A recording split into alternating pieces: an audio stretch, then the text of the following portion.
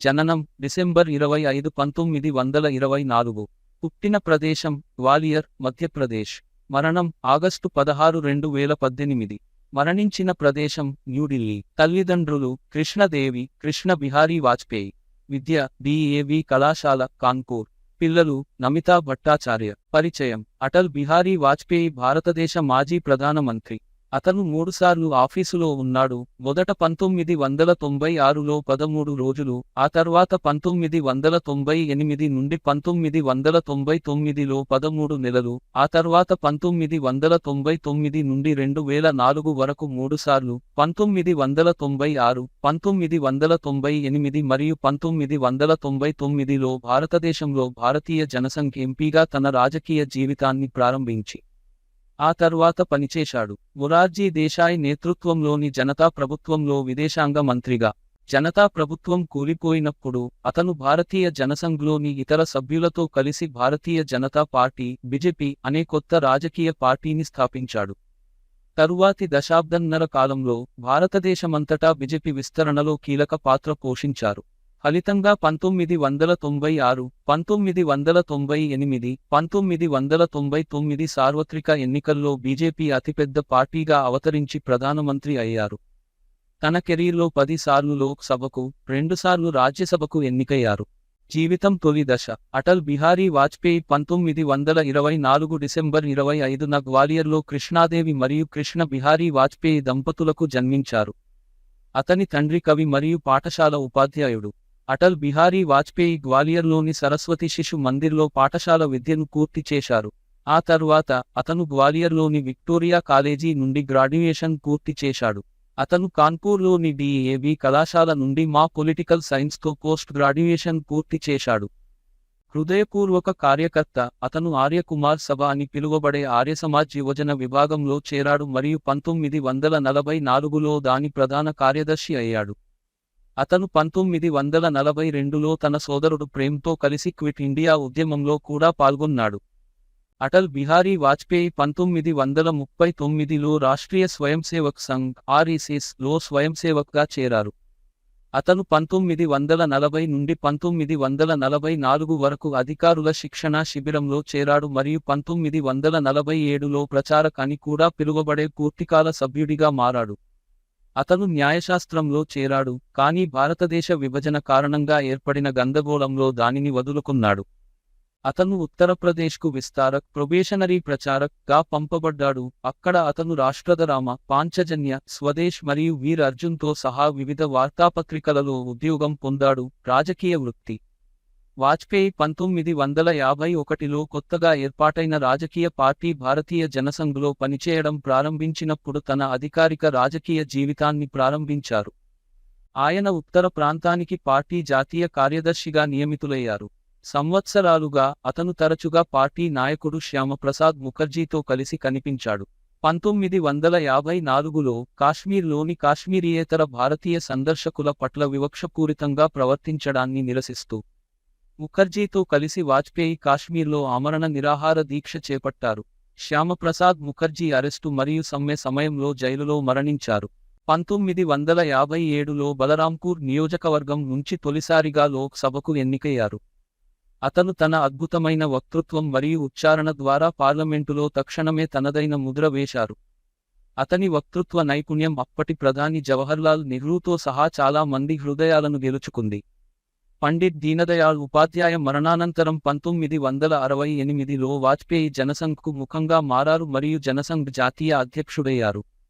పార్టీని విస్తరించేందుకు LK Advani, virion Singh Shekhawat వంటి ఇతర నాయకులతో కలిసి ఆయన నిరంతరం శ్రమించారు. 1975లో ఇందిరాగాంధీ అమలు చేసిన ఎమర్జెన్సీ సమయంలో వాజ్పేయిని ఇతర ప్రతిపక్ష సభ్యులతో పాటు అరెస్టు చేసి జైలుకు పంపారు. 1977లో ఎమర్జెన్సీ ఎత్తివేయబడినప్పుడు ఇందిరాగాంధీ నేతృత్వంలోని కాంగ్రెస్ పార్టీకి వ్యతిరేకంగా అన్ని ప్రతిపక్ష పార్టీలు ఏకమై ఎన్నికల్లో పోటీ చేశాయి. ఈ సమయంలో వాజ్పేయి పార్టీ భారతీయ జనసంఘ్ కొత్తగా ఏర్పడిన జనతా పార్టీలో విలీనం చేయబడింది. అది 1977లో జరిగిన సాధారణ ఎన్నికలలో విజయం సాధించింది. మొరార్జీ దేశాయ్ క్యాబినెట్లో ఆయన విదేశీ వ్యవహారాల మంత్రిగా నియమితులయ్యారు. 1980లో జనతా పార్టీ ప్రభుత్వం స్వల్పకాలానికి పడిపోయింది. వాజ్పేయి భారతీయ జనసంఘ్ మరియు ఆర్ఎస్ఎస్ సభ్యులతో కలిసి 1980లో భారతీయ జనతా పార్టీ (బీజేపీ)ని స్థాపించారు. ఆయన బక్కి మొదటి అధ్యక్షుడయ్యారు. తరువాతి 16 సంవత్సరాల కాలంలో పార్టీని బలోపేతం చేయడానికి మరియు విస్తరించడానికి పార్టీ యొక్క ఇతర సీనియర్ నాయకులతో పాటు వాజ్పేయి అవిశ్రాంతంగా పనిచేశారు. 1980ల చివరలో రామజన్మభూమి మందిర్ ఉద్యమంలో బీజేపీ కూడా పాల్గొంది. దాని నాయకుల అవిరామ కృషి ఫలితంగా మరియు దాని సిద్ధాంతాల వ్యాప్తి ఫలితంగా 1996 సార్వత్రిక ఎన్నికలలో బీజేపీ ఏకైక అతిపెద్ద పార్టీగా అవతరించింది. భారత ప్రధాని 1996 సార్వత్రిక ఎన్నికల తర్వాత బీజేపీని ప్రభుత్వ ఏర్పాటుకు ఆహ్వానించారు. బీజేపీ అతిపెద్ద పార్టీగా అవతరించినా స్పష్టమైన మెజారిటీ రాలేదు. మెజారిటీ సాధించడానికి పార్టీ ఇతర పార్టీల నుండి మద్దతును సేకరించలేకపోయింది మరియు 13 రోజుల తర్వాత వాజ్పేయి రాజీనామా చేయవలసి వచ్చింది. 1998 సార్వత్రిక ఎన్నికలలో బీజేపీ మళ్లీ అతిపెద్ద పార్టీగా అవతరించింది మరియు ఇతర భావసారూప్యత గల పార్టీలతో కలిసి నేషనల్ డెమోక్రటిక్ అలయన్స్ (ఎన్డీఏ) పేరుతో సంకీర్ణాన్ని ఏర్పాటు చేసింది. ఈ సంకీర్ణ బలం అవసరమైన సాధారణ మెజారిటీ కంటే ఎక్కువ కాబట్టి వాజ్పేయి మళ్లీ ప్రధానిగా ప్రమాణ స్వీకారం చేశారు.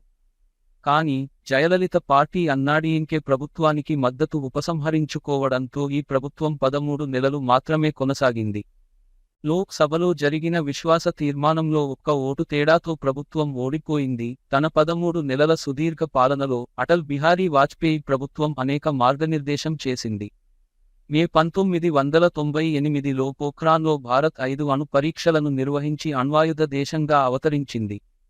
ఢిల్లీ, లాహోర్ బస్సు సర్వీసును ప్రారంభించడం ద్వారా వాజ్పేయి పాకిస్తాన్తో శాంతి మరియు స్నేహాన్ని కూడా సమర్థించారు. లాహోర్ డిక్లరేషన్ భారతదేశం మరియు పాకిస్తాన్ మధ్య స్నేహం మరియు మెరుగైన సంబంధాలను లక్ష్యంగా చేసుకుంది. 3 నెలల పాటు జరిగిన కార్గిల్ యుద్ధం కూడా వాజ్పేయి నాయకత్వంలోనే జరిగింది. కార్గిల్ విజయం వాజ్పేయి రాజకీయ ప్రతిష్టను బలోపేతం చేసింది. 1999 సార్వత్రిక ఎన్నికలలో బీజేపీ నేతృత్వంలోని ఎన్డీఏ అనుకూలమైన మెజారిటీని గెలుచుకుంది మరియు అక్టోబర్ 13, 1999న వాజ్పేయి ప్రధానమంత్రిగా ప్రమాణ స్వీకారం చేశారు.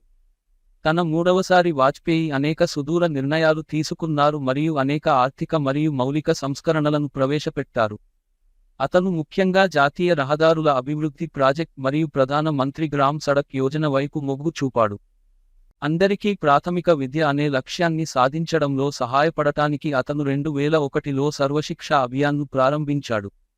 అమెరికాతో సన్నిహిత సంబంధాలను పెంపొందించడంలో కీలక పాత్ర పోషించారు. హిస్టారిక్ విజన్ డాక్యుమెంట్పై వాజ్పేయి, అమెరికా అధ్యక్షుడు బిల్ క్లింటన్ సంతకాలు చేశారు. అయితే 2004 సార్వత్రిక ఎన్నికల్లో బీజేపీ నేతృత్వంలోని ఎన్డీఏ కూటమి స్పష్టమైన మెజారిటీని పొందలేకపోయింది.